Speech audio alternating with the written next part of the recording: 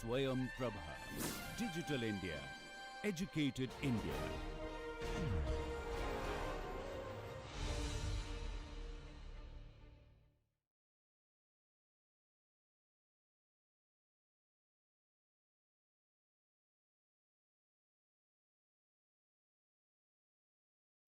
Welcome. My name is Gerhard Wilde.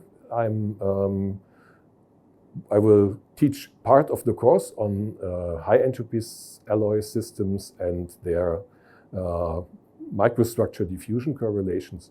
And my part will mostly be related to how to measure diffusion coefficients and how to interpret them in terms of one of the most heavily cited core effects of high entropy systems, which is sluggish diffusion. We will see that we need much more than just diffusion measurements in order to interpret measurements on diffusivity.